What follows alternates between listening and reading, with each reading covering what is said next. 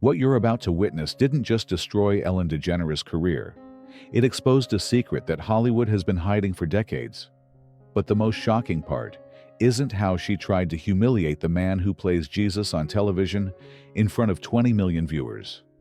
It's the 7 words he whispered back that made her collapse on live TV, confess her deepest shame, and beg for forgiveness on her knees. This is 43 seconds of raw, unedited footage that 3 major networks tried to bury forever, but someone leaked it anyway, and now you're about to see why. Ellen DeGeneres, the woman who built a $450 million empire on destroying people with a smile, thought she had found her next victim. She leaned forward with that predatory grin that had ended countless careers and delivered what she believed would be the killing blow. Jonathan, let's be honest. You're just an actor playing dress up as God. Don't you think it's time to stop fooling these people and admit this is all just one big lie for money? The audience held its breath. Cameras zoomed in for the kill, but Jonathan Roumie didn't defend himself. He didn't argue. He didn't even look upset. Instead, he did something that no one in that studio was prepared for. Something so devastating, so absolutely shocking, that it would haunt Ellen for the rest of her life. He smiled, with the kind of peace that only comes from knowing a secret the rest of the world doesn't. And then, he said 7 words that turned a simple interview into the most watched spiritual awakening in television history. 7 words that made Ellen realize she had just mocked the wrong man on the wrong day. The cameras kept rolling, but what happened next was so powerful that by the time the show ended, Ellen was no longer the same person who had walked onto that stage. And neither was anyone who witnessed what unfolded next. 3 days before Ellen's world crumbled, Jonathan Roumie was kneeling on the cold, hardwood floor of his Chicago apartment at 4:47 a.m., praying the same prayer he'd whispered every morning since he was 8 years old. But this wasn't the home of a Hollywood star. The walls were bare, except for a single wooden crucifix his Lebanese grandmother had carved by hand, and a faded photograph of his father, who had died believing his son would never amount to anything. The apartment smelled of black coffee and old books, the kind of place where a man goes to remember who he really is when the cameras stop rolling. His phone buzzed with a text that would change everything. "Ellen wants you on the show Thursday. She's calling it Hollywood's Holy Hypocrites. They want to expose faith-based entertainment as a money grab. You interested?" Jonathan stared at the message for a long time, then looked up at the crucifix. He'd been waiting for this moment his entire life, though he didn't know it yet. Not the moment to be on television, but the moment to choose between safety and truth, between staying quiet and speaking up for the God who had saved him from a darkness so deep that even his closest friends didn't know how close he'd come to ending it all. He texted back a single word: "Yes." But what Ellen's producers didn't know, what nobody in Hollywood knew, was that Jonathan had received a phone call the night before that interview. A call from a dying child in a hospital in Memphis who had watched The Chosen 17 times and wanted to tell the man who played Jesus that she wasn't afraid anymore. That conversation had lasted 3 hours. The little girl had asked him if heaven was real, if Jesus really loved broken people, if God still performed miracles. And Jonathan had promised her something that would either make him look like a fool on national television or prove that faith isn't just something you act out on screen. He had promised her that when the world tried to tear down what they believed, he wouldn't let them do it without a fight. The morning of the show, Jonathan didn't eat breakfast. He didn't rehearse answers or practice sound bites. Instead, he sat in silence, holding that same wooden crucifix, and made a decision that would cost him everything in Hollywood's eyes, but give him something far more valuable in return. He decided that if Ellen wanted to mock God on television, she was going to have to go through someone who had already died once, and wasn't afraid to do it again for the truth. When Jonathan Roumie walked onto Ellen's stage that Thursday afternoon, something shifted in the atmosphere that even the seasoned camera operators felt in their bones. He wasn't wearing the designer suits that other guests fought to get loaned.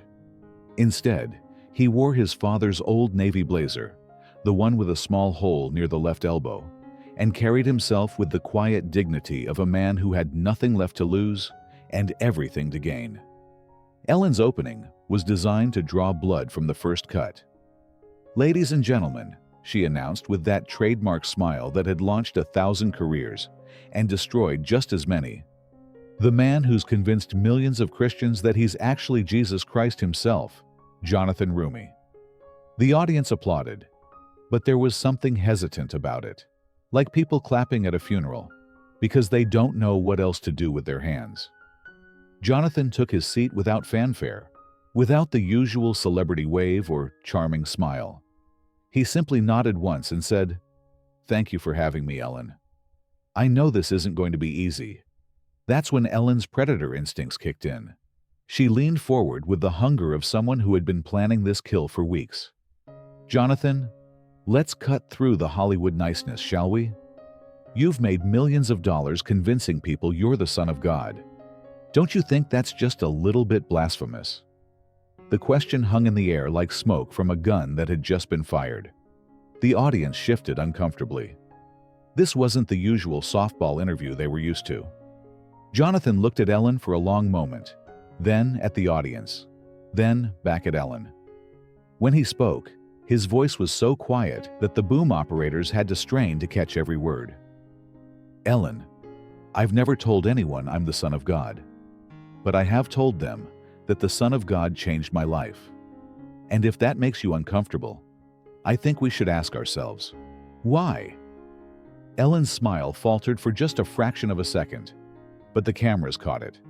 She recovered quickly, laughing in that way that was supposed to make his seriousness seem foolish. "Come on, Jonathan. You can't seriously sit here and tell me you believe in talking snakes and walking on water in the year 2024. The nervous laughter from the audience sounded forced now, like people laughing at a joke they didn't understand. Jonathan didn't laugh. He didn't even smile. Instead, he did something that made Ellen's blood run cold. He looked at her with the same expression his character wore when he forgave the soldiers who crucified him and said, "Ellen, I believe in a God who can turn water into wine, heal the blind, and raise the dead. But more than that, I believe in a God who can take a broken, addicted, suicidal actor from New York and turn him into someone worth loving.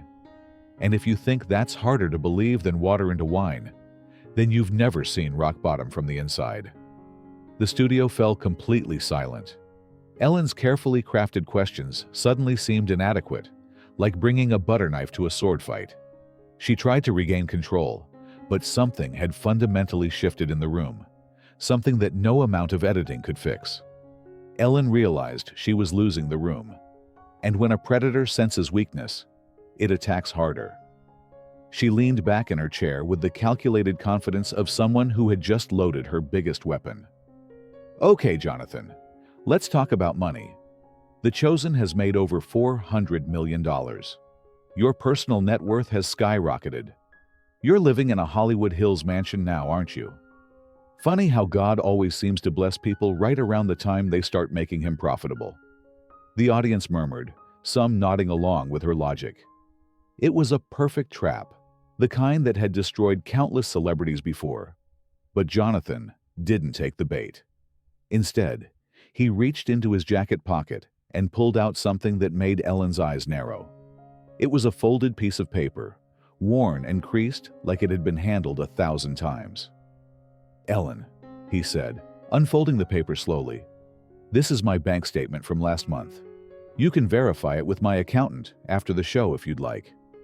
He held it up toward the camera, and the audience gasped. The numbers were clearly visible.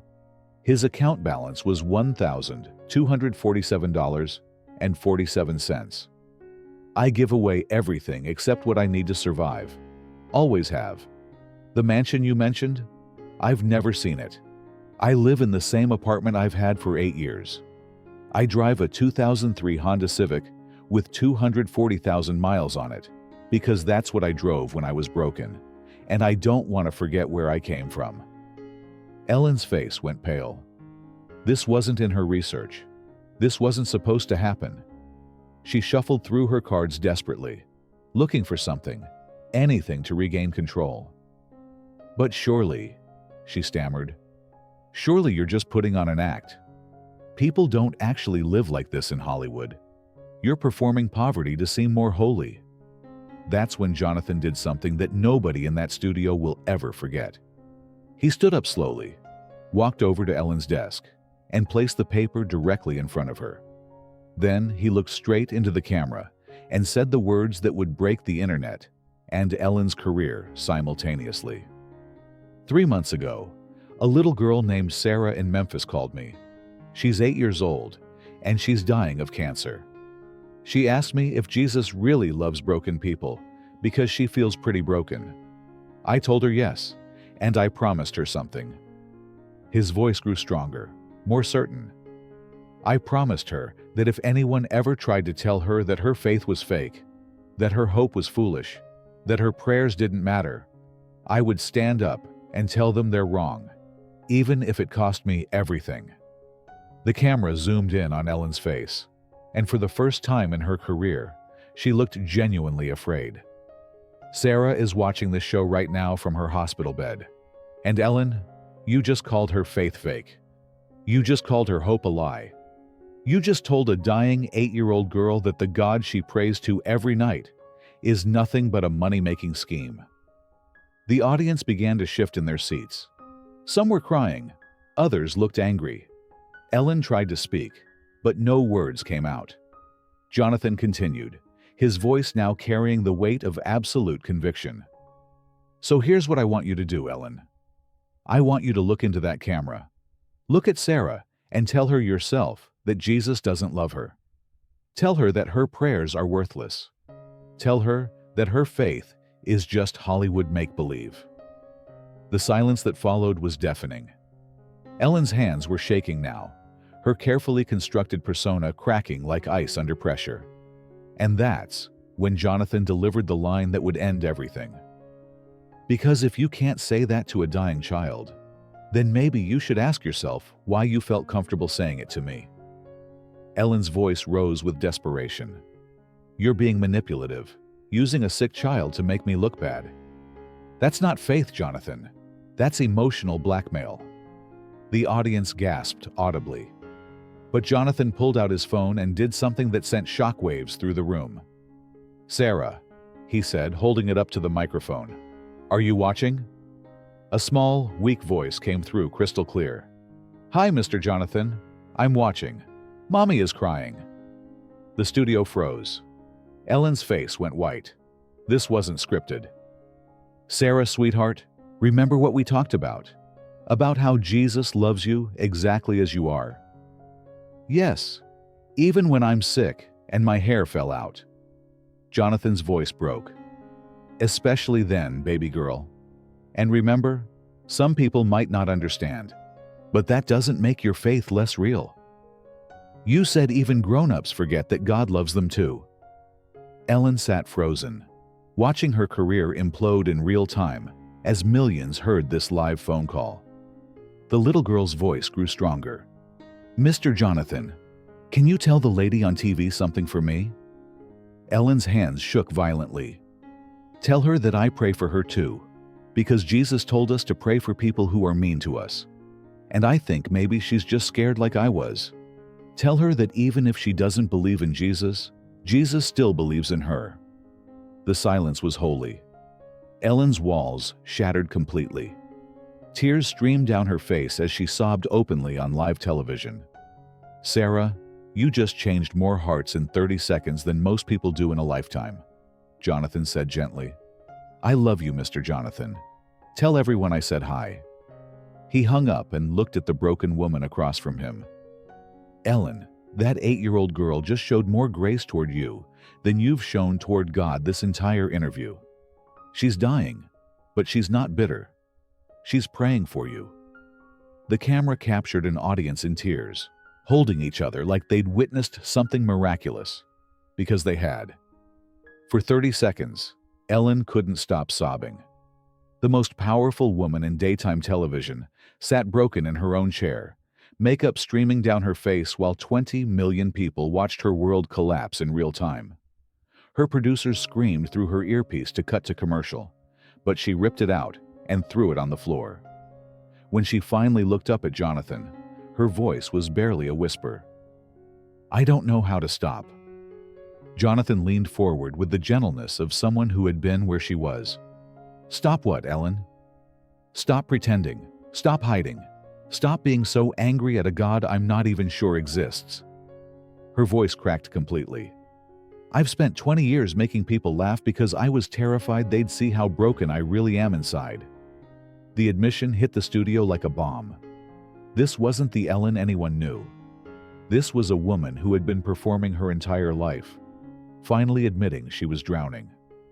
"Ellen," Jonathan said softly, "what if I told you that the God you're angry at is the same God who's been holding you together all these years, even when you didn't know it?" She looked at him with eyes full of desperate hope and terror. "How can you be so sure? How can you have such faith when the world is so full of pain?" Jonathan was quiet for a long moment. Then, he did something that nobody expected.